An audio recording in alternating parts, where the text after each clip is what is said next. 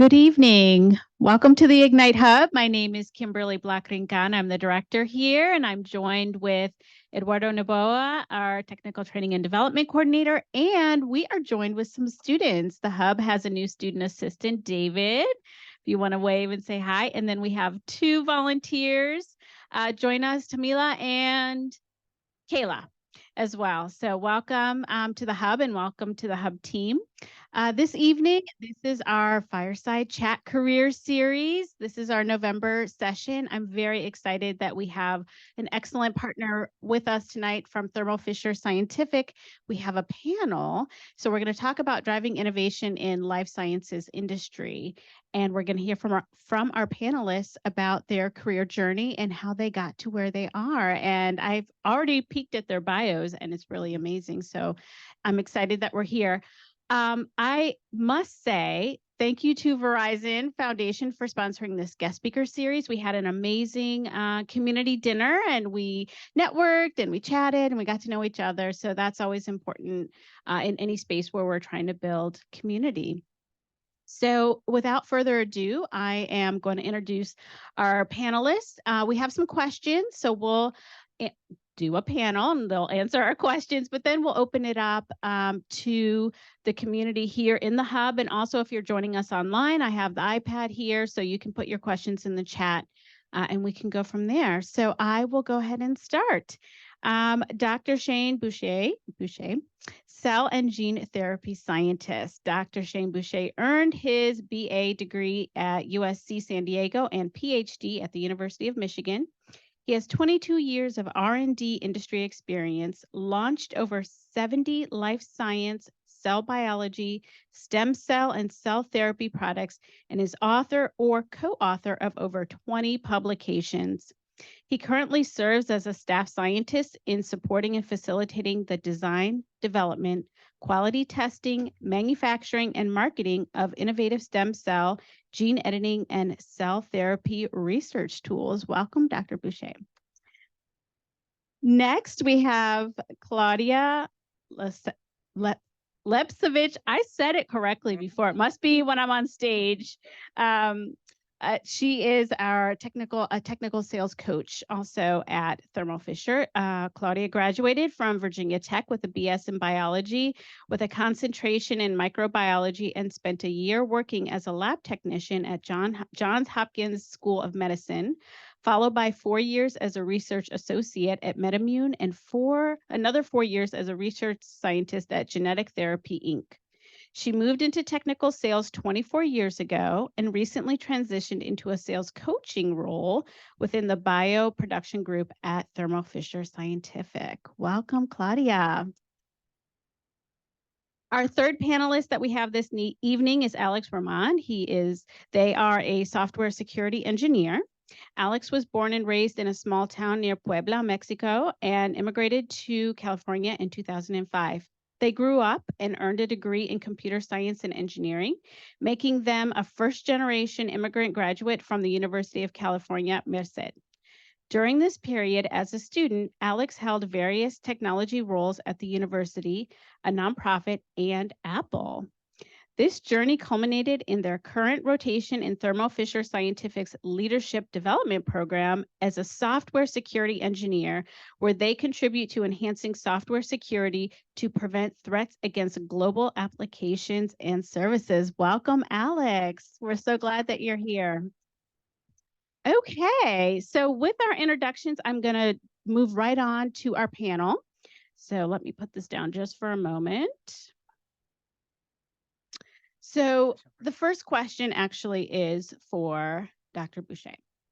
How does your role at Thermo Fisher, oh, wait, let me stop. You have a presentation. Yes. Thank you. Okay, I'm glad I remembered. I'm sorry. We will put a pin in that. We're going to come back to the questions. Yes. We have a presentation to learn more about Thermo Fisher, which we'll hear more, but it's just right up the street in Frederick County, so it's very close to us. All right, passing the mic. Thank you. If you could go to the next slide, please. So I'm just going to spend a little time in just giving you an overview of Thermo Fisher Scientific. Next slide, please. So this is our mission. We're all about trying to go ahead and make the world a healthier, safer, and cleaner place. Everything that we do in the company is based on this mission. And this is our focus no matter what we do. And it's really important because it allows people to be on the same page, allows us to understand why we're doing this and why we enjoy what we're doing. Next slide. So we have essentially seven different business units. They all specialize in certain areas of life sciences. Some are just with laboratory equipment, like refrigerator, incubators and stuff. Others are more into the molecular biology portion of it.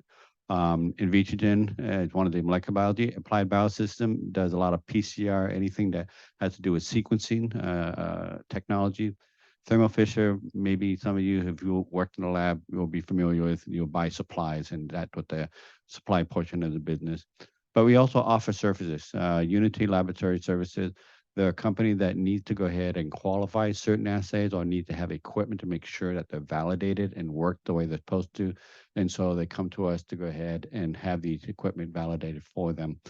And then we have the two other business, Patheon and PPD. Patheon, we actually, and during the pandemic, we were the company that was making a lot of COVID antibodies and a lot of COVID technology, and also the assay testing kits that we did. And so we were very, very, very busy during the pandemic because of services that we offer here. And then PPD, it's a recently acquired business where we actually work with the pharmaceutical company to say, you need to do a clinical trial, but we need somebody who can keep track of all this and make sure that we're following all the regulatory, all the quality requirements for being able to go ahead and shepherd a drug through the whole pharmaceutical, the whole clinical testing. You'll see at the bottom, we have 125,000 people plus. We're a very big company. We have a lot of R&D scientists, over 7,000. And we are making, I can't read that at the bottom, $1.5 billion. Yes, that's right, the investment. So there's a lot of investment. R&D is the innovation driver for the company. So you can't really ever skip on the R&D part. And we're worth over $40 billion worth of sales per year. Next slide. So this is where we're at in Data, Maryland. Frederick is the site, our largest site. We have 950 employees at that site, but we also have sites in Baltimore, in Montgomery County, Howard, and also in Prince George.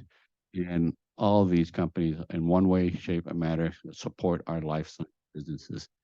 So we're very happy to be here in this area, proximity to Johns Hopkins University, University of Maryland, also Montgomery County, and also the federal government really puts us in a very unique position to go ahead and have a lot of impact. We are now the number 4 biocluster in the country after San Francisco, Boston, and San Diego.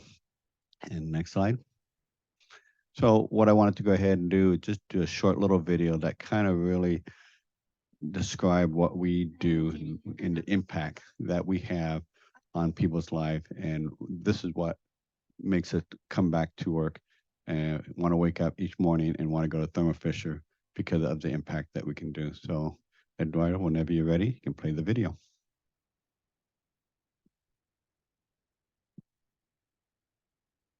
I'm Gideon and I'm 11.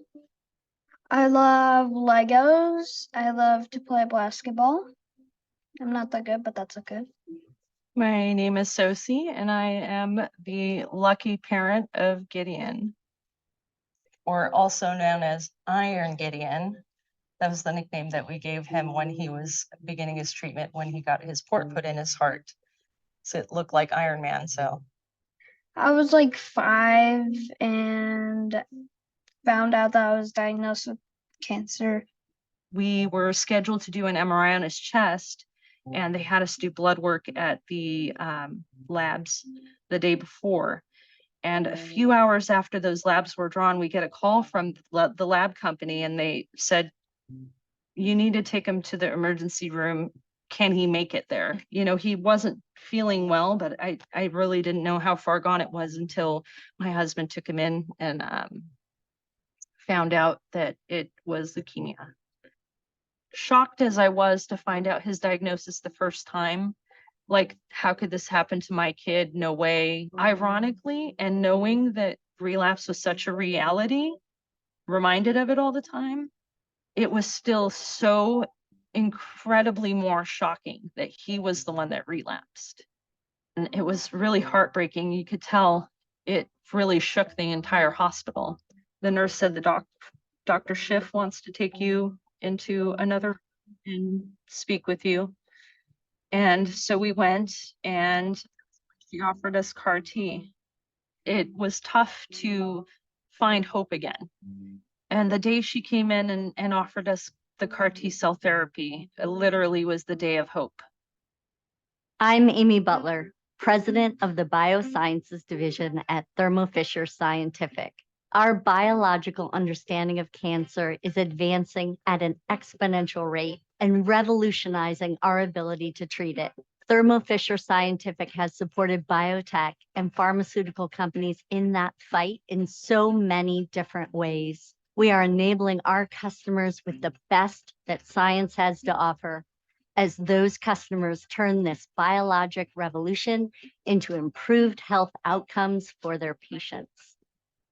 It was super cool because Gideon felt the need to take his Nerf gun and guard those cells to make sure no one would take them, because he worked really hard to make that bag. After some time, we were able to come back and have those cells put in after a few days. And it's amazing what a massive shift that was just in a matter of a day. I'm in good condition right now.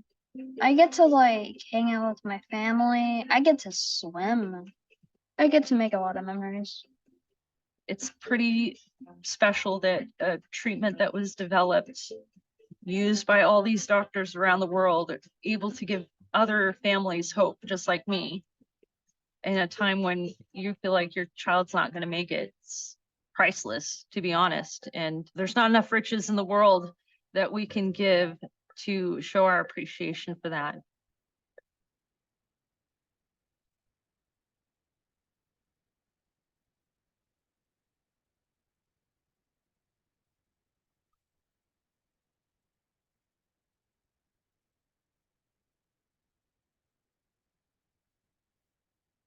I saw war. I saw bombing. I saw shooting. Sorry. I apologize. Awesome. So thank you for showing that video. I think it definitely plays an important role on why we show up to work and what we do. So just to transition a little bit over into a little bit about myself, my journey into cybersecurity, and really give you guys an idea of my background and kind of a path into technology here at Thermo Fisher Scientific. So my name is Alex, and I'm a cybersecurity engineer. And then we can go to the next slide. So I'm a cybersecurity engineer here at Thermo Fisher Scientific as part of our new grad rotational program, which is basically we rotate across different technology units across the entire company as a whole, whether AI and machine learning or what I'm doing right now, cybersecurity. And then a little bit about my background is, you guys heard before, I was born in Mexico, in the town of Puebla. It's on the southern state of Mexico. I always say is, if you Google volcano Puebla, it recently erupted this past May, I think. Everyone's okay, but just to give you an idea of where I'm from and all that. And then I immigrated to the United States in 2005, where I grew up and did my studies here in computer science and engineering at the University of California, Merced. So yeah, if we can go to the next slide. Yes, sir. Oops. And then just to give you guys some idea of what cybersecurity and technology looks like at Thermo Fisher, and the program as a whole. It's a very expansive program.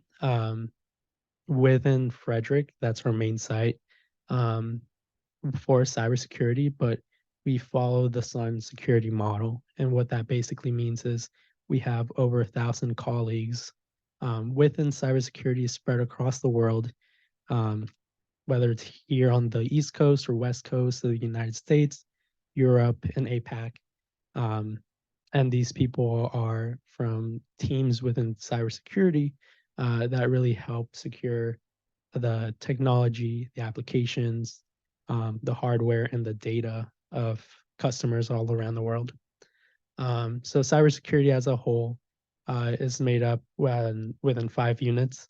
The first one being cybersecurity, which features my team, product security, where we basically help teams that are making our products do it securely, right?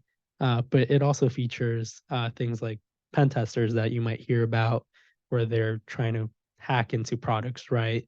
And also like things like cyber fraud and investigations. And then we also have things like program governance and risk management, and that's just kind of the policies around cybersecurity.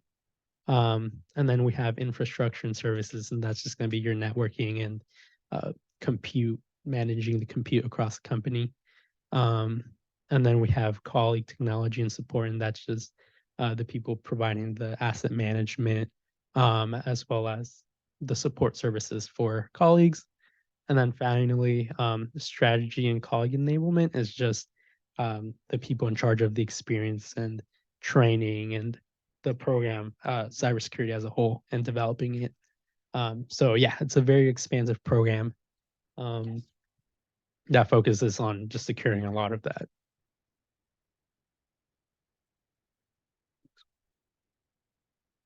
But yeah, so a little bit about how I got here.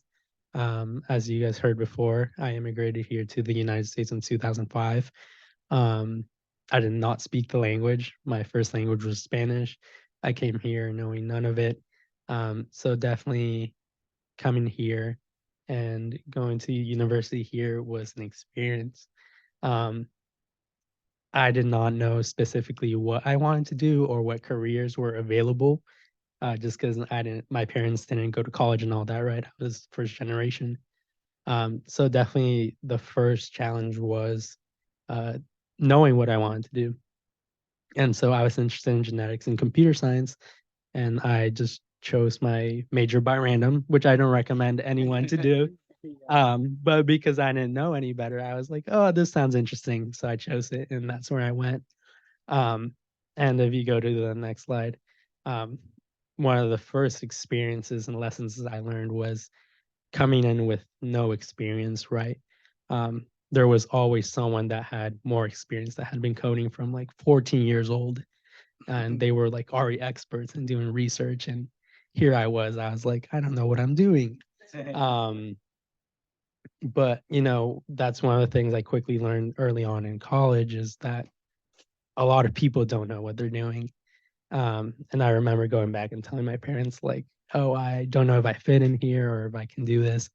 And you'll hear a lot in Spanish, they'll say ponte las pilas, which basically means you can do it.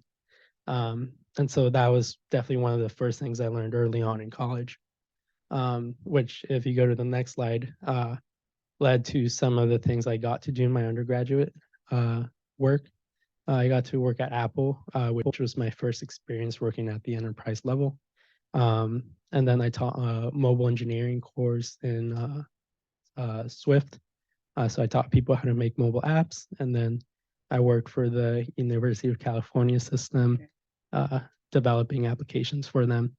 But during those 3 experiences, I learned that it's still possible, even as you're growing and you feel like you're advancing, that it's still possible to feel like you don't know anything, because there will always be someone that knows more than you, or you're still learning, or you fail at something, right? I remember as an intern, I brought down like a production application, and but through all those experiences, I learned that it's always possible to do it as long as you have the right mentality of I want to keep growing and learning. So I graduated, luckily, where now I'm doing cybersecurity at Thermo Fisher Scientific. Yes. Oh, so just curious. So I know you went from become like working as a uh full stack developer. So how did you find your way into cybersecurity?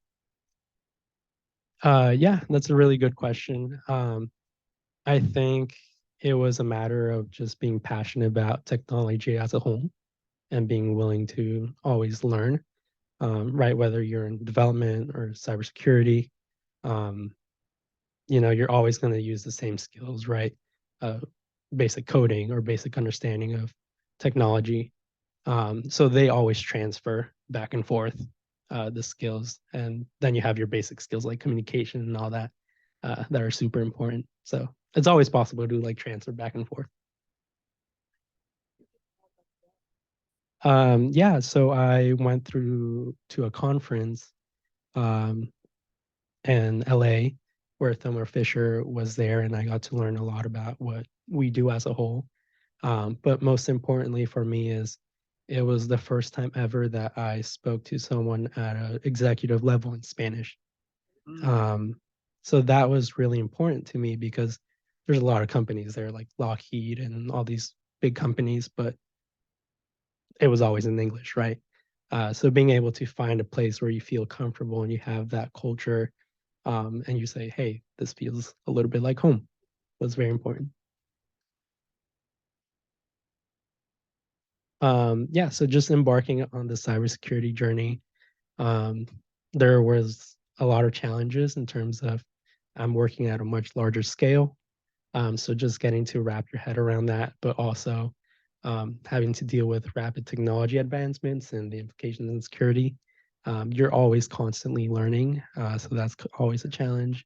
Um, yeah, and I know we have like generative AI and all that stuff, so that's a challenge for us in cyber.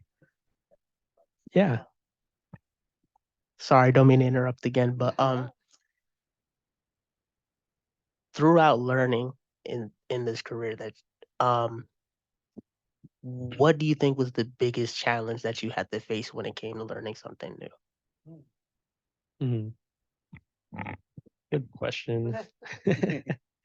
um, I think knowing when to stop and when is the right time to apply what you're learning. When you're in technology, there's always the next thing, next thing, next thing. So you can be learning forever, but never know when to actually go out and code something and make an application. Um, so really just knowing that, hey, I've learned this, go out and apply it, and then come back and reiterate and learn more. Um, I think was one of the biggest challenges. Yeah. Yep.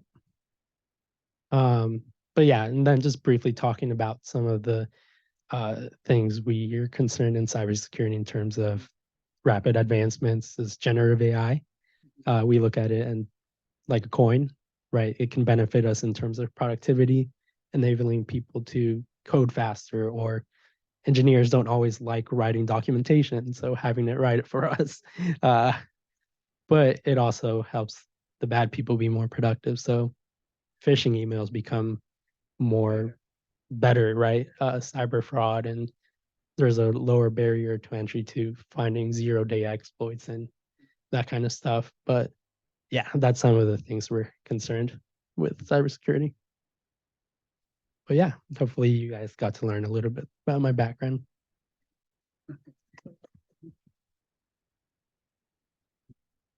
All right, my turn. So I don't have as many slides, but I like to talk, so that's okay. So my name is Claudia Lapsevich, and I am a technical sales coach for Thermo Fisher Scientific. I've been with the company for almost cumulatively probably about 18 years. And you can go ahead to the next slide, actually. So I was born here in DC. So I'm a lifelong Marylander, love crabs. That's my number one thing. And I am first generation, here in the States, born here. My mom is from Nicaragua and my dad is from Chile. And so I grew up speaking Spanish, and probably around, first grade or so, when I started going to outside of the home, for school, was when I had to start really kicking it in for English. So the great thing was my mom, my parents actually divorced, but my mom had a woman here who was like our nanny. She came from Nicaragua with my mom, and she actually Stayed with my mom the entire time, my entire life so far, and she literally just passed away back in March. So Salvadora was 100 years old, and she was my mom's best friend and lived with her for 62 years. And so I was surrounded by Spanish the entire time. So the great thing was I could keep my Spanish going, all through my adult life as well. So that was really great because I found a great way to utilize it when I was in college and also in the workplace as well. So it was great to hear you say that you found somebody who spoke Spanish at Thermo Fisher, because when I was doing my sales, some of my sales career at the NIH, some of my best customers were the Hispanic customers that I became friends with, and I would just talk to them in Spanish, and then next thing you know, they were my best customer. So I got my bachelor's degree in biology at Virginia Tech, and I contemplated the idea of going to graduate school. And then I guess I was maybe just a little bit too hungry to get out and make some money. So my advisor, I did do undergraduate research when I was at Virginia Tech, and my advisor said, "Don't you stop now. If you go away, you start making money, you're never going to come back to graduate school." And he was right. So I ended up getting a job at Johns Hopkins, and so I started there. And then one of the graduate students that I had met at Virginia Tech, she called me up and she says, "Hey, there's this great new startup company in Gaithersburg called MedImmune, and we're hiring." So I didn't know what I was doing. I was like, "Sure, okay, I'll give it a shot." Lo and behold, MedImmune has then since become AstraZeneca, right? They were purchased by AstraZeneca. So I was the 27th employee at MedImmune. That was a great experience. I got to use all my bench skills there for quite some time. And then I actually tried to make the leap into sales. I was the person in the lab who always met with the salespeople. I like to interact with them and talk with them, and kind of like the lab manager kind of person. So I ended up, in a meeting with a vendor one day, and the sales manager said, "Have you ever thought about a job in sales?" And I said, "Well, no, not really." But they said, "Why don't you come and apply for a job?" And I was like, "Oh, okay, maybe I'll give it a try." So VWR is a distributor, right? And we have distribution at our company as well called Fisher Scientific. So that was a competitor to Fisher Scientific, and I did that job for about barely a year because I did not like it. It was selling, plasticware, tips and tubes and glassware and stuff like that. And I didn't really feel like I was using my science background. And so I decided to go back in the lab. So that's why I highlighted in green there, Hopkins, MedImmune, genetic therapy. Those were my bench jobs. And I really, really enjoyed that. So went back in the lab, and I was doing some really great cutting edge gene therapy research back in the 90s. Now you hear about gene therapy, but it took about probably a 20-year hiatus because unfortunately, there were some deaths in the clinical trials. And so things came to a screeching halt. So GTI was a great place, and I learned a ton. And my boss actually was Chilean. So I learned how to speak Spanish in the lab, which I had never done before. So that was kind of fun. And then I ended up going back into sales. Again, I met with a vendor, and the guy was like, "Have you ever been in sales?" And I said, "Well, I tried it once. I really didn't like it." And he said, "Well, maybe what you need is a technical sales job." So that's when I got into technical sales. And I've been working remote ever since. So back in 99 was when I started working for Strategene. And I really, it was pretty awesome. I was at the NIH, and I had tons and tons of business there. I mean, it was like so much to do. I could barely handle it all. So, but I'd heard about Life Technologies. It was in Rockville, and they were really great in, as far as great place to work for women. And so I was like, I want to work there, So a job opening happened to show up, and I was like, I'm going to apply for this job. And I ended up getting the job at the Rockville site. So I was inside sales. So I was calling people up by phone, and I was emailing people, and trying to sell fetal bovine serum, which is a very expensive product, a hot commodity product in cell culture, which is what Shane does. So I was in that group, was doing great, had a ton of fun. And then Invitrogen bought us. And so then they shut down the site, which was a really big bummer because it was a big loss for Maryland as well, to be honest, because that was such a critical piece of our business, and this site here was so wonderful. So at that point, I went to another company up in Walkersville called Bio Whitaker, which then became Cambrex and then Lonza. Yeah. And so I worked for them for a little while. And then I left because my mom was having some health issues. So then Kyogen, I mean, you look at all these jobs, you're like, how many jobs does this lady have? But the great thing is that these were great stepping stones because I tried a lot of different things. So at Cambrex, I was selling human primary cells, so like skin cells, muscle cells, nerve cells, all kinds of stuff like that, and stem cells too. So then I went to Kyogen, and that was an inside sales job again. So I went from being out in the field to going back into an office, and I quickly found out that I didn't like being in the office anymore. So I did that for about a year, and I was like, okay, time to go back out in the field. Well, somebody called me up. One of my former bosses said, why don't you come back to Invitrogen? There's a job opening at the NIH. I was like, great, I'll come back. So 2007, came back to Invitrogen, and then you can see the little slashes. That's because Invitrogen then there's a merger, and then we bought another company, and then we became Life Technologies again, but a different logo. And then Thermo Fisher bought us, right? So 2013, Thermo Fisher purchased us, Life Technologies as a whole. So that became the Life Sciences Solutions Group.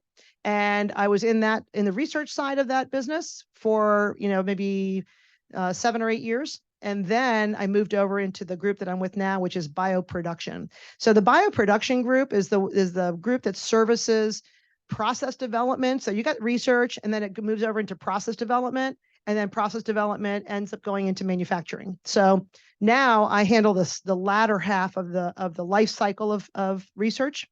So now I'm talking to process development scientists who are trying to improve the processes that they use to manufacture drugs. So biologics, could be small molecules or large molecules. So most of the folks that I work with now, they're scientists who are manufacturing monoclonal antibodies, which you're probably familiar with. You might have heard that for like COVID, let's say, and gene therapy as well. So AAV, so adeno-associated virus, that is directed towards specific, disease types. But then what I ended up doing, so now I'm kind of like looking off into the sunset. I'm thinking my career is kind of, what am I going to do later in life, right? So I love selling, and I also love coaching. So you can see on my picture here, the very bottom is the club team that I coach. I've been coaching club volleyball for the last 18 years. I love it. And but I'm actually not coaching this year because my mom's got some health issues again. So, but that's one of my favorite things. And I actually still play. That's me up in the top. I'm actually can jump off the floor. I can't believe it, but I actually can. And then my other favorite pastime is down on the right side there. You can see the guy right in the middle there. This guy. That's how Shane and I met. We were on a bike ride together, and that was back in 2013. And we've done lots of adventure riding since then. But I love coaching. So what I ended up doing then was moving into, my boss and I had a really good career development conversation. And he said, what do you think you want to do for the last part of your career here at Thermo? And I said, well, I love coaching. And so he said, well, what I'd love to do is have you coach our team. So I'm now coaching all the sales reps that are on the team that I was a part of. So excellent opportunity to really put my skills at work and my experience, because I've been in the industry for over 30 some years, and I've used products and I sold products. So now I can really help all my teammates to be better salespeople, and I work with them either remotely, like we'll meet once a week and we'll review technical slide presentations and talk about approaches to how to penetrate accounts better. And then I'll also go out in the field with them, and we'll go meet with customers together, and we travel together, and I'll give them feedback on things they could have said differently, maybe other ways to approach something. So that's what I do now. And I'm really, really excited to say that it's been a lot of fun. I'm continuing to do it, and I'll do it as long as I can. And then I'll sail off into the sunset. So if you go one more slide, then. Oh, yes. So throughout your years in sales, I know it could be difficult, dealing with people.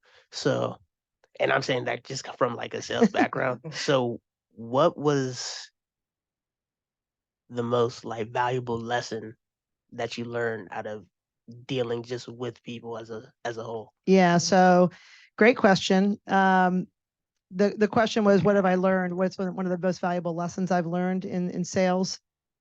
I can tell you a story about one time at the NIH when I first started on campus. I went into a lab and I said, "Hi, I'm Claudia, and I'm your new rep from strategy." And this gentleman literally picked up a catalog and he threw it at me, and it hit me on the leg. Okay, and I was like, "Wow, okay, that was pretty intense." And I didn't know what was going on. I was like, "How can I help you? Like, tell me what's going on." So I asked him what his problem was and all this stuff. And I walked out and I called my manager. I'm like, "Why did this guy throw a catalog at me?" And he says, "Oh, it's because we had a back order situation for almost a year. And we couldn't get him his product. So he's really unhappy." And I said, "Well, he told me something that he said he was mad because we didn't have our prices in the catalog. That's why he was angry. So what I learned from all this is that, first of all, you can't take anything personally. Okay. It's not you, right? You're just the messenger.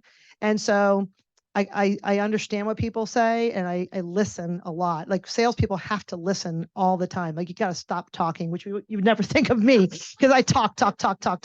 But I listen to what their problem is, and then I try to figure out the best way to solve it.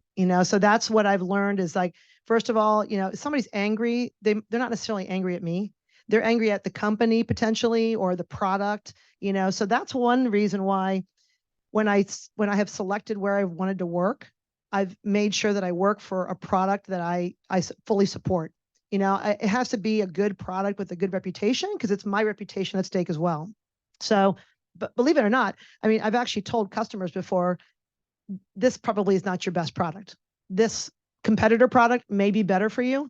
So just buy that one. Don't worry about mine. Like just take that one. Okay. And so I try to be very, very honest with my customers. And, but I guess the number one takeaway is just not taking things personally, cause I just, it makes for a bad day, and you got a lot of days when you're out there walking around, seeing customers, especially at the NIH, I got also one more. Yeah. So one thing in sales is that kind of what I learned is that kind of got to be a little bit of a people pleaser. Mhm. So one thing that I had difficulty with is walking away. So how did you know when to walk away? Yeah. Yeah. So there's a sales technique really that has to do about needs-based selling. So you could walk into a room and like I could try to sell you guys this jar of water, right? But maybe none of you are thirsty. So why would I bother? I'm wasting my time, right? So I try to first of all try to understand what the customer's need is. And then if I don't have the opportunity to sell something, then I'm okay saying, okay, no problem. I'm glad that things are going well for you. I'll catch you next month when I'm visiting again and we'll talk again. Instead of trying to just shove something down their throat, like that doesn't work. It really doesn't. So if you understand the person's needs and you can, either find a solution for it or let them know that you don't have a solution. Because there are plenty of times where they've said, oh, this is really what my problem is, and we don't have a solution for it. And so instead of trying to like dance around it, I say, well, I'm going to tell you right now, we don't offer something for that. But, if we ever do, I will let you know. So honesty like that and having that opportunity to really engage with the customer, because we want to be collaborators. We don't want to be the salesperson trying to sell you something all the time. I want to try to help somebody solve their problem. So that's the number one thing that I try to do is, there are times to walk away. And the sooner you can recognize that, I think the customer really appreciates that because they want your honesty. They want you to be reliable. They want, so if I tell people, if you send me an email, I'm going to respond to you within 24 to 48 hours. And I stick to that. There's no two ways about it. I've had customers who one or two more reps have come after me and then they still reach out to me and they say, hey, I need your help because I haven't heard from this person, and they know that I'll respond right away. I'm like, oh, I'll get you an answer. I'll get back to you in 24 to 48 hours. And they know that, so. So the next slide really quick. So this is a slide that I had put together previously for a meeting that I was at, but I just wanted to share, that's my mom and she is almost 90 years old. This picture was probably a few years ago, but the thing that she's taught me the most is persistence, right? And not giving up. Okay, because if you go halfway down, you can see, persist even when the numbers are ugly. So my second year in this role that I have been in, I was 27% to my quota. It was terrible. It was absolutely terrible, right? I was the lowest rep in the entire group of bioproduction. And they used to post it, like they used to put out a list, right? And then I was at the very bottom. And I was like, oh gosh, what am I going to do with that? I was like, that's terrible. I've never been a low performer like that ever in my entire life. Whole different business than the research sales market. It was very, very lumpy, goes up and down like this, right? So that persistence of okay, so I'm the bottom of the barrel right now. How am I going to get out of this? Right? It's just persistence and having to continue. So even when the goal doesn't appear to be realistic or achievable, I was always still going out to see customers, trying to figure out what was going on, planting seeds here and there. And then 3 or 4 years later, I was top rep of the group, top rep in the country, the top rep in the globe. So who would have thought that 3 years prior I was the bottom of the barrel, right? And I just stuck with it, and that's the thing that I tell people, because sometimes, and I hate to say this like as a generalization, but sometimes younger reps will think that they want to do it like in a year, and it's not always like that. So especially in sales, it can take a little while to kind of get the whole thing going, to meet all your customers, understand what the opportunities are and all that, right? So plant those seeds and continue forward, right? So but I'm thankful to my mom, because she really has been my number one, inspiration. She's a single mom raising 3 kids, and she worked full time. She retired at 55. She had put 30 years in, and retired with a full pension and all that. She had a great thing for herself, and so I'm thrilled to have her in my life. And tomorrow I'm taking her to the airport. She's going back to Nicaragua to go visit with her sister, who's 92. And I'm thankful for all that. So thank you guys for listening. I appreciate all of your time. All right. So unlike Claudia, I'm a visually oriented person. So if you can go to the next slide. So I got my PhD at University of Michigan, Ann Arbor, and you would think you were born and raised in California. Why would you ever want to go to a place that cold? As it turns out, the best tip that I got when I got to Michigan was get a jacket that covers your butt. And that held me through all those years. I went to UC San Diego. I went there just because I wanted to be on the beach. I didn't know anything about this college. I just wanted to get away from Riverside, and there was really not a good reason why I picked UC San Diego. As it turns out, UC San Diego is a powerhouse in biology. So if you ever wanted to get into biomedical sciences, this is like one of the top schools to get it. And it was the same way with University of Michigan. It was just like, hey, we want you to come. And, I made the mistake one time. I was saying, University of Michigan, that where the Spartan play football? That was bad. I got corrected very quickly. So, yes, at Michigan State, it's where the Wolverines are.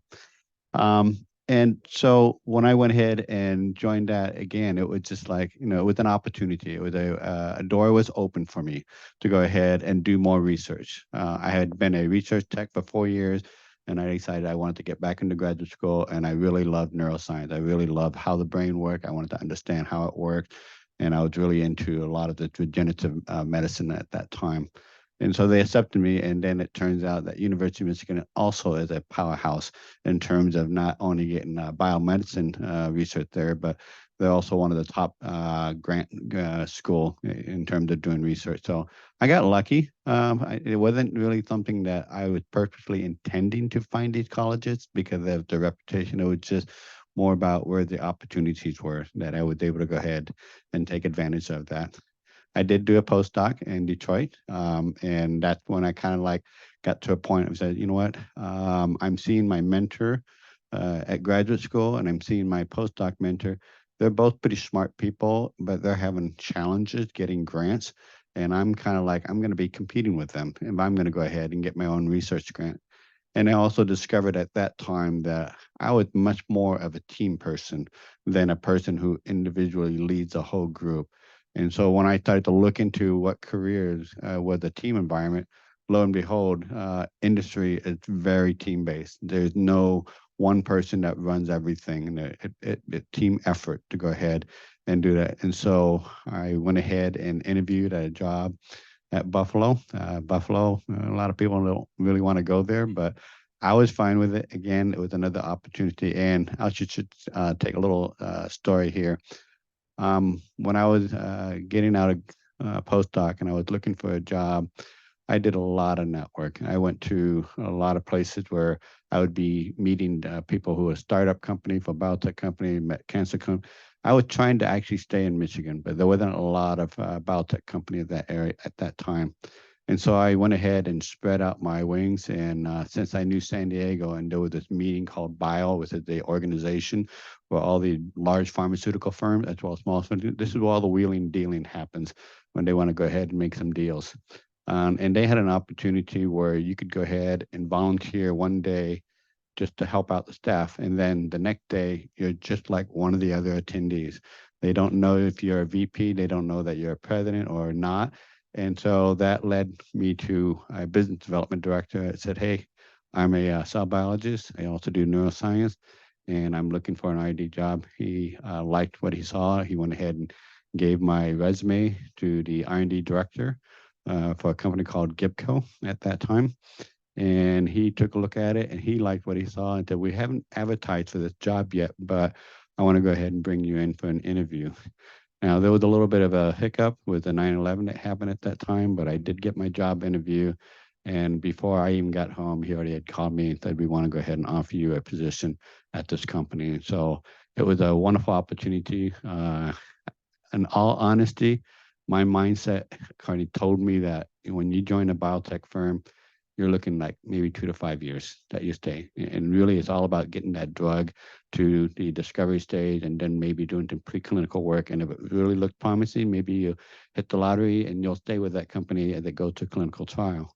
But this was a research supply company, so it wasn't the same dynamics that was going on there. But nonetheless, I was still mentally prepared to go ahead and move on to other companies if I needed to. Here I am 23 years later with the same company. I had not expected to do this. This was not my career plan. It's just the way things came out doing it. So you'll see at the bottom, all that little backslash, essentially just like a Kaladi went to.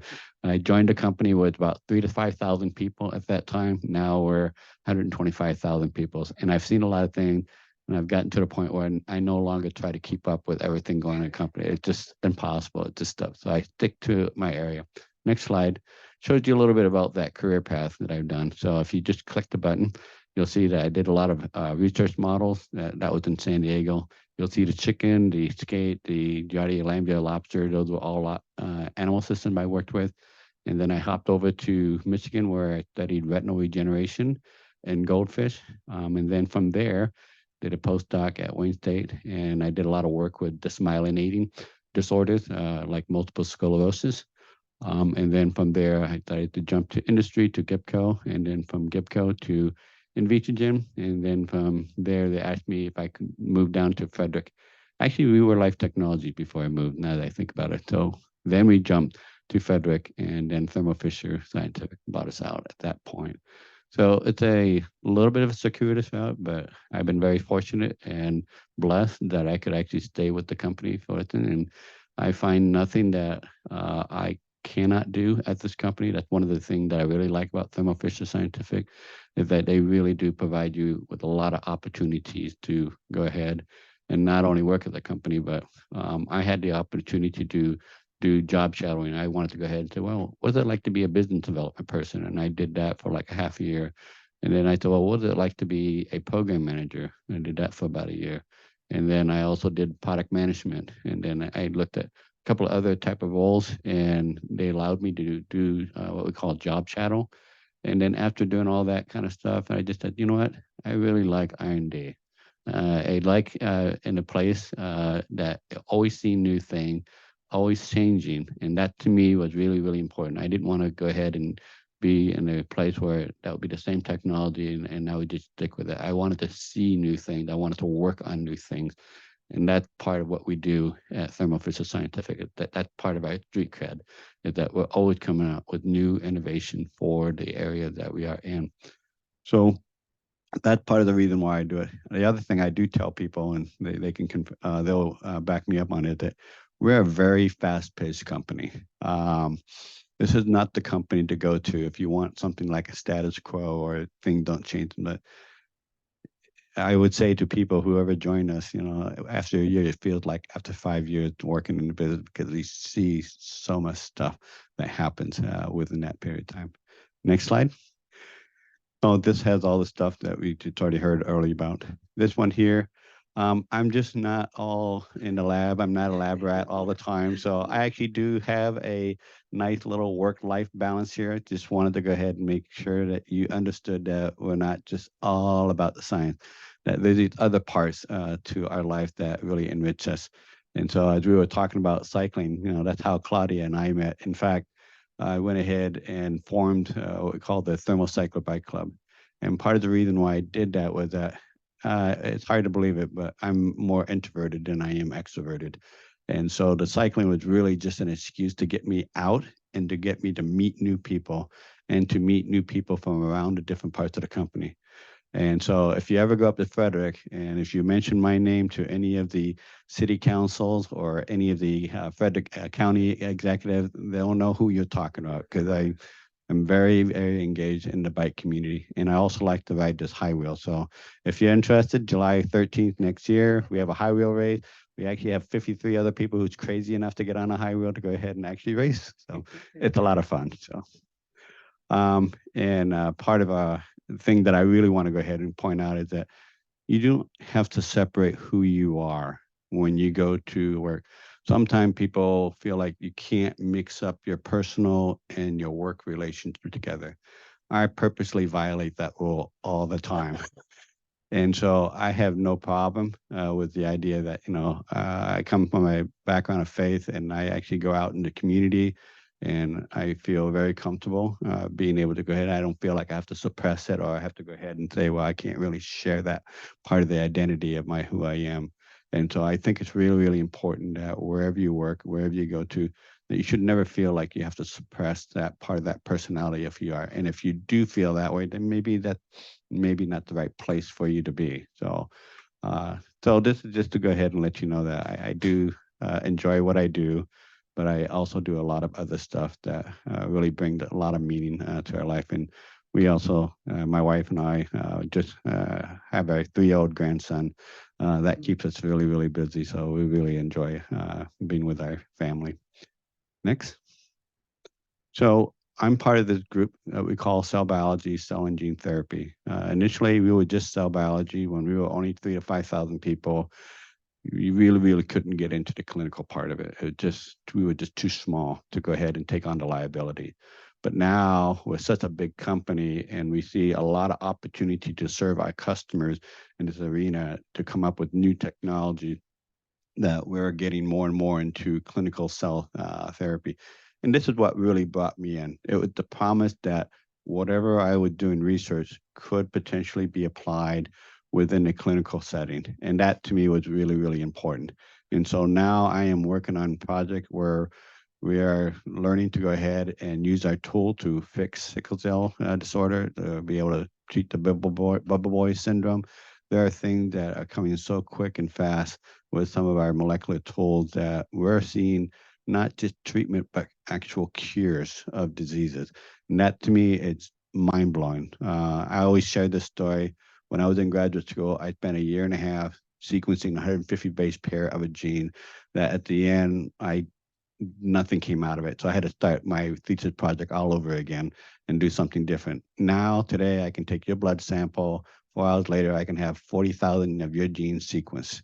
And that to me is just mind blowing, how fast and how rapid this thing. And we have just only begun to scratch the surface. There's so much stuff that is yet to be discovered. There's so much things that are out there that we can develop a lifetime cure for diseases, that it's really just an exciting place. So this is the reason why I stay with this company, because there's just so much stuff going on here. It's like, why would I want to go ahead and leave this? This is cool. I really enjoy this. It's a lot of fun stuff for me. Next slide. So we've gotten more sophisticated in terms of how we look at doing therapy with these things. So we're actually looking at ways of being able to put together a whole workflow from the beginning to the end. Because a lot of these customers, as you heard Claudio talk about, you get a lot of people who just don't know how to work with the technology. And so sometime I will work with customers and say, this is how you can use our technology to go ahead and solve the issues that you're working with. And by providing all these different state-of-the-art reagent and technology, we can provide them a complete workflow. And not only that, but they'll be able to get that therapy into clinical testing and get it into our patient's hand and much more rapidly today than we could have ever done before. So this really what keeps me at Thermo Fisher. It's excitement of working on this really cool technology. But more importantly, from my perspective, I really, really love working with the people who I work with.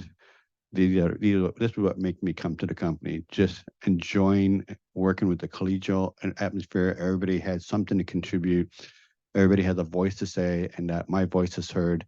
That just having that environment of working with people that you really enjoy working with, that really just makes it all worthwhile.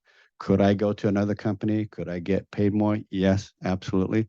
But I really enjoy the environment that I work in today, and I'm content. I don't need to have that much money. It's just only the two of us and one son. So maybe others need to go ahead and get up the ladder, but I'm perfectly content where I'm at. So I think that's the last slide.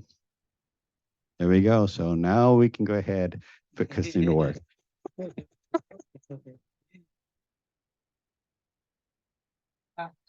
Kimberly, if I may. Yes. So we had Lori Kelman here, and she had, first of all, a correction and then a comment. She told us that a correction from what you told originally. She said that she's very happy to make a correction that looks like that you are now the #3 biotech cluster in the US, not the #4, according to Gen Engineering, I guess. Okay, and then she wanted everybody to know that Montgomery College has a biotechnology program, both degree and certificates, where we prepare people for a great career in the biotech industry at places like Thermo Fisher. Learn cell culture and aseptic technique, regulatory environment and documentation, and other industry relevant skills in a CGMP training facility. Biotech at montgomerycollege.edu. So thank you. Thanks. Thank you, Eduardo. I am so glad that I remembered that we had this whole part of the of the evening. Each session is a little bit different, but I really appreciated the stories that you each told and give us a flavor of who you are and your journeys. And really, it helps in this type of environment that we can learn a little bit more about you. So when I ask you the Q&A, we have a little bit more background about you. So thank you so much for sharing yourselves and your story professionally and personally with us. It really makes a difference because we want to reach the community, and the community represents so many different people. So thank you for that.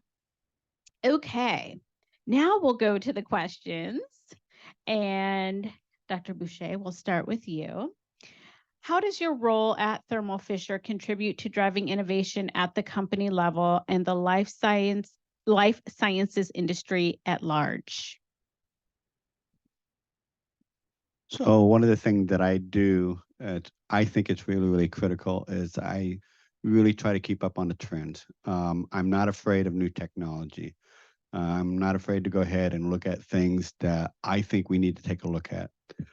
My technical title is I'm a verification validation scientist. I'm the second to the last person that signs off on whether that product is being ready to be released into the marketplace. And that's really important because I want to absolutely guarantee that that product is going to work in the customer hand because of the claim that we make on it. And if I sign off on it, that means I have a high degree of confidence that that product is going to work the way we say it's supposed to work.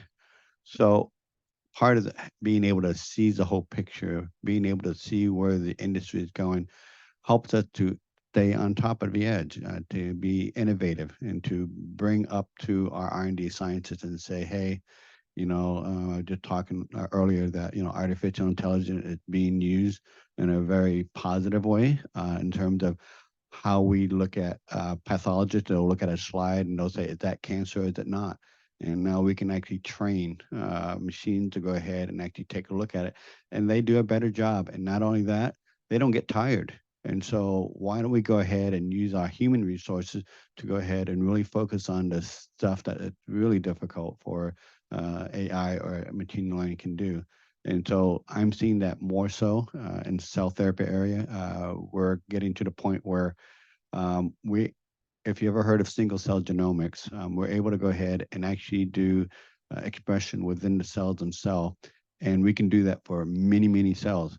But when you're talking about tracking 100,000 cells, 1,000,000 cells, that's just too much information for us to deal with. But if we put it into a computer and put an algorithm, say, look for something that's kind of unique, and we've already done that. We've done it now. We can go ahead and start looking at very promising biomarkers for Alzheimer. We can actually start to come up with molecules that a decade before the symptom even shows up in Alzheimer, that we can pick up on these little nuances. And it's because we're using machine language and we're using AI technology to help us discover this. So we can actually be able to come up with effective innovative technology. I talked a little bit there, but there you go. Thank you. Thank you. Okay, Claudia, how does your education in biology and your prior experience as a research scientist fit in your current role as a sales coach at Thermo Fisher? And what advice do you have for students who are considering multiple career paths? So I would say that the research that I did and the work in the companies where I did some bench research, all of that really helps me to be, I think, a better salesperson, just because I can understand what it's like to be on the other side. So I was the person who was being called on. I was the person who was, constantly being asked to have meetings and things. So I'm cognizant of that when I reach out to my customers and I ask for opportunities to have a meeting, and I can tell when there's reluctance, and so I try really hard to make sure that if I'm going to go, I have an objective really, and I do believe that I have something beneficial to offer them. So I don't want to waste people's time, because I remember what it felt like being in the lab myself. To the second part of the question, with regards to people who are just getting started in their careers, I think it's great to experience a lot of different things. Like the program that Alex is in, it's really it's so helpful to let you give this rotation type of experience. And my daughter actually did a similar program within Thermo Fisher for operations. And I think that these kind of programs are really wonderful, because they can give you just, you try a couple different things. You try to figure out, my daughter, that one of the first things she did was warehousing. And she was like, I don't like that. And I said, okay, that's good. That's great to learn that and understand it. When she was in college, she did an internship, and it was entering numbers into a spreadsheet. And she was like, maybe I don't want to do supply chain. I'm like, well, that's not all supply chain. There's a lot of different aspects. So understanding the different areas. I remember hearing kids say, well, I don't know that I want to get a biology degree because there aren't that many really good jobs out there. And I was like, wow, there's a lot of jobs that you can do with a biology degree. It doesn't have to be just bench science. It could be a sales job. It could be quality. It could be regulatory. It could be a whole slew of things that you can do with a biology degree. So I think it's important for people who are starting out their careers to really kind of step back a little bit, talk to people in the field, and get some stories of, like, how did your career go and how did it progress? Because there's just a myriad number of ways that any of these paths could take, and it doesn't have to be just prescribed. Get a bachelor's degree, go to graduate school, do this, go to a lab and do this. It's people think it can be really constricting, but it's actually not. There's a lot of different things you can do in, like, even in Thermo Fisher, you can see there's 3 of us who have very different jobs, and we're all science related. Thank you. And that was very evident to me as each of you were sharing your stories. It was, I want to try something new, or somebody approached you and you were open and willing to try it and see if it was something that you liked or didn't like. So that's really important that we hear in any career conversations that we have, of being curious, go for it. Try it out. See if you like it. It's okay if you don't like it, because now you know you don't like that, and you won't waste your time and energy when you could be applying it to something else. So thank you for sharing that. Okay, Alex, what is the most important thing you got out of your education that has helped you in your career? And what advice do you have for other immigrants that are considering a career in the technology field? Yeah, I think one of the most important things was learning how to learn. Every day I go in the job, there's something completely new in terms of the technology I need to understand. So knowing, you know, how to research, how to leverage your resources, whether it's Google or now you have ChatGPT, or reading documentation or leveraging other people in general. So knowing where to find the right answers, especially when you don't know a problem, which is going to occur very often, especially in technology. And then in terms of the second part to your question, definitely, could you remind me of the question again? It's a two-part question, so I will reread it. I have to find where it is here. Okay. What advice do you have for other immigrants that are considering a career in the technology field? Yeah, and I would say this might apply to everyone in general, but really look for a mentor. It's tough to do things alone, especially if you don't have previous people to look up towards. Like sometimes you might have your parents or family, but that might not be the case. So really look out for a mentor, whether it's a dedicated mentor or an unofficial mentor who's just a friend and guiding you. So in college, that might be someone who's older and has more experience, or it might be someone who's actually out in the workforce and doing what you want to do. But find something you like within technology and find someone who will help guide you there. I think is the biggest piece of advice. And I'll add on to that, even though I'm not officially on the panel, I'm the moderator, but it's important to have a mentor, but there's also different seasons as you go through your professional career that you need a different type of mentor who's had those different types of experiences. So oftentimes mentors are with us for life, but it's important to have multiple mentors that can guide you. As we've seen with everybody here, where you started is not where you ended up. So it's important to do that. So thank you. Oh, yes, please. So what I would say is don't be afraid to go all the way up to the top. And, people, CEOs, VPs, directors, they're human beings. They're not, deities, right? So you can approach somebody and you have to be respectful of their time, right? Don't come to a meeting saying you want to be mentored and then have no questions, right? So, but I've given this advice to my daughter, and she took it like to the nth degree. Because I said, people are approachable. You just respectfully ask for the opportunity to have 5 minutes of their time or 15 minutes, grab a cup of coffee, whatever it is. And I really do think that that's the best way. She always says, Mom, if you're not networking, you're not working. So I was like, wow, okay, thanks for letting me know that. Okay, but definitely, don't be afraid to go all the way to the top. Yes. And on that point of networking, you went to a conference, and that's what we tell students all the time, all different levels. Conferences are so important. One of the most important ways for networking or jobs or finding a mentor or whatever it may be. So thank you. Okay, Dr. Boucher, what is something that people don't know about your job or career? Oh, wow. What they don't know about me? That's a really good question. The high wheel is my card that I can use, but I can't do that there.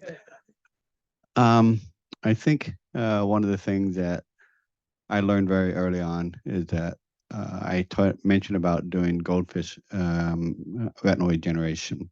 And the thing that was really interesting about that particular study was that this was what we call a big swing, big payoff type of thing.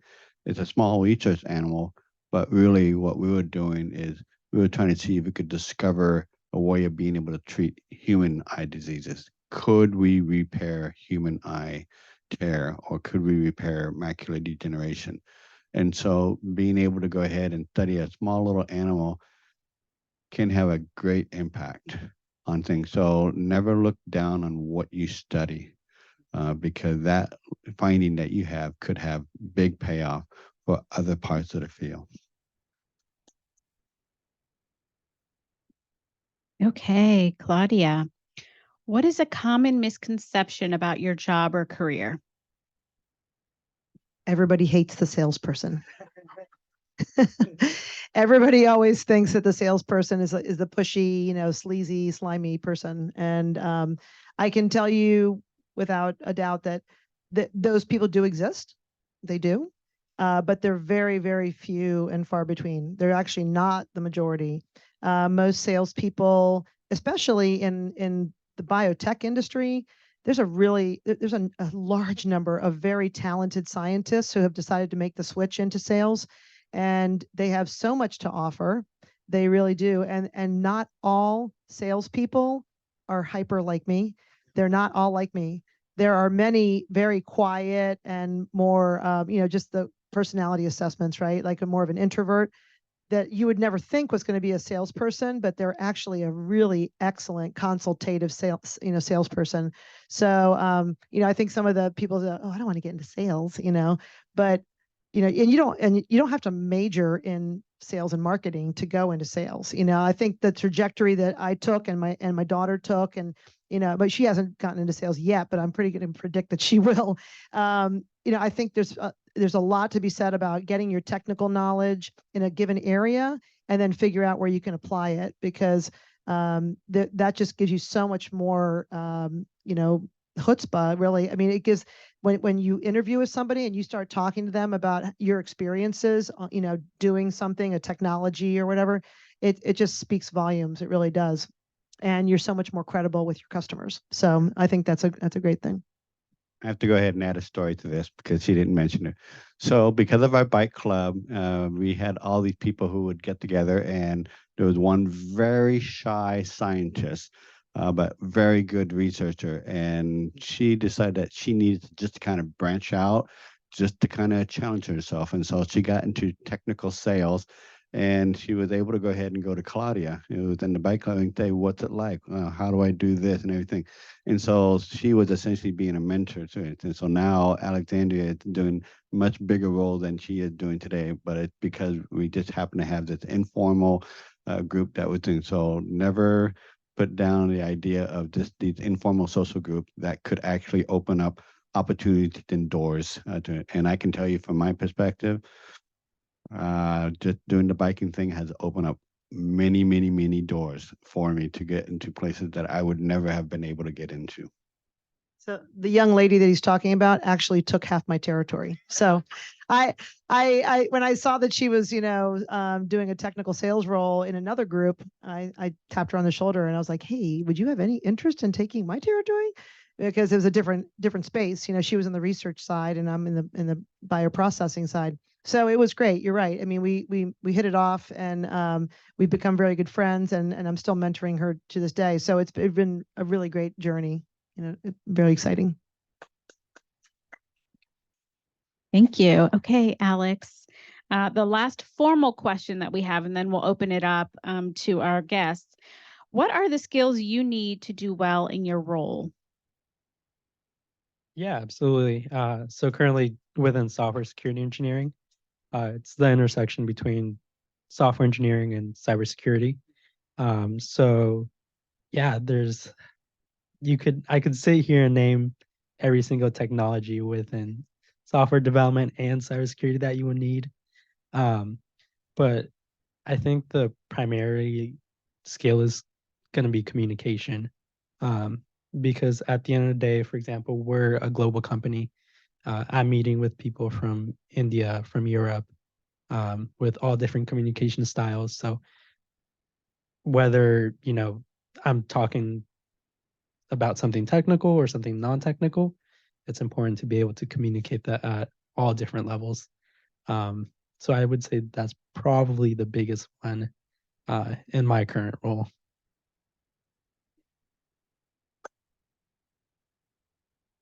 Communication is definitely that transferable skill you need in any industry. So thank you. Okay, the floor is open. If you have a question, I will run the mic over to you, and then I'll run the mic back up to the panel.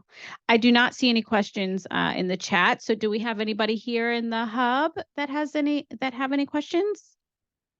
Okay, coming on over.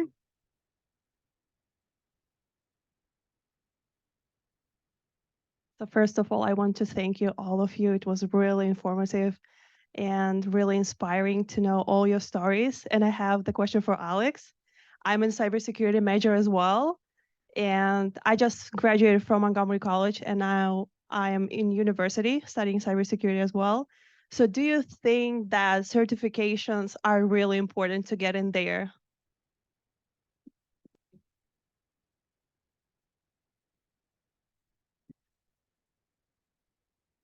Yeah, congratulations, by the way. Amazing achievement. In terms of the question, are certifications required or critical? I would say they can definitely help. And right, there's a multitude of certifications you can get. So I would say really find a specific sector in cybersecurity that you want to do, and you can focus on the certifications for there, right? Because you have like your Security Plus, but you can also do like your Amazon and Microsoft and networking. So if you end up doing one and you're like, I don't like it, well, it's not going to help you as much in the other areas.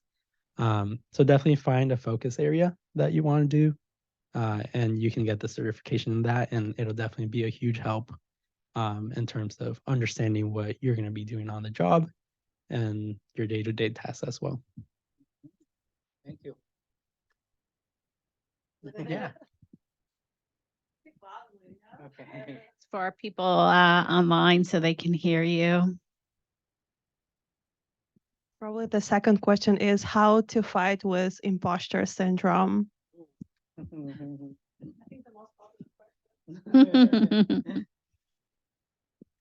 It's open to any of you who would like to start. Okay. So one of the things that I do to not just to get around this, but the fact of the matter is everybody in the room also has that same challenge as well. And so I don't mind putting myself up and saying, I'm going to be completely ignorant. I don't know anything about this. Can you explain to me? I might actually know the answer, but I want the expert to go ahead and kind of share that so that the rest of us can also benefit. It can be very difficult for people to go ahead and have the courage to go ahead and ask what you think is a stupid question, but I find that there really is no stupid question. It's just a matter of, what does this acronym mean? And everybody says it and toss it around like everybody knows it. But then when you bring it up, you realize, for us, we realize that, hey, we're not doing a good job communicating. We're not doing what we're supposed to be doing to make you feel included. And so I encourage you, and I encourage the young scientists, always ask questions, because if you don't ask those questions, you're not going to learn. I totally agree. When I'm coaching newer reps, I always say, let's just put it out on the table right now that there are no dumb questions, really.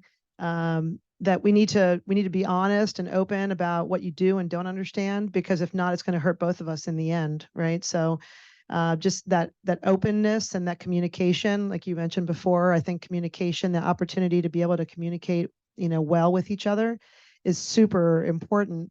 It can be critical, to be honest, because if you don't talk about what you don't know, or don't share what you do know, it can really be harmful for both parties, right? So as much as you can try to like level the playing field and just say, we're in this together, and I'm here to help you, and I want you to learn, and I want you to ask me, and if I don't know the answer, then I will find it out from somebody else, because I just find that that openness and that readiness to be authentic and really just talking to each other is it just really helps make that relationship so much stronger.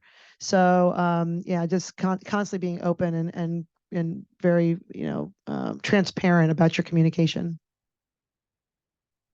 Yeah, I think I definitely agree with that in terms of the communication.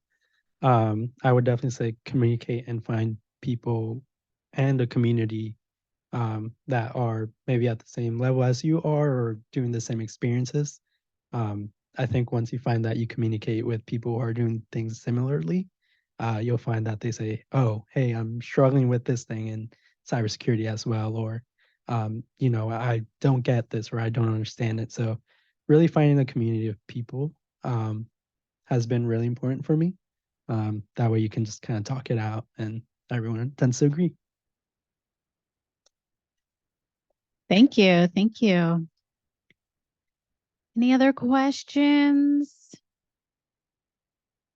I'm checking the chat here. Using my wait time. Okay, we won't, if there aren't questions, that's fine. I also find that as we wrap up and afterwards, our panelists always hang out a little bit, and some people are comfortable with talking more one-on-one. So a couple of things. First and foremost, we have an event survey. Please take out your phone, complete this survey for us. It's very important because we want to continue to offer this kind of programming for you. And we need your feedback. The Hub team looks at it. We look at your responses, and we want to bring programming and topics and speakers that you want to hear about. So please take a few moments to do that. And while you're doing that, I'd like to thank our panelists for traveling down here from Frederick to speak with us in person. So thank you. We have some gifts, tokens of appreciation for sharing your wisdom and your pearls of information with us. Hopefully you've inspired our guests that are here in person, online, and these get recorded and put on our YouTube channel. So potentially somebody else in the future will click in and you'll inspire them as well. So thank you so much. And I hope that we'll see you at the Hub again. Thank you. Oh, I forgot. We have a raffle, right? So I don't know if I'm allowed to say raffle. We have a giveaway. Each of you at each table, check under your chair and see if you are a winner for some Hub swag. And we'll thank Verizon again for our generous gifts that we have. It's like a name badge clip that says, "Congratulations." Do we have a winner? We have one. Okay. Excellent. Any other? Oh, I see another winner over there and another one over here. We have a lot of winners today. Thank you.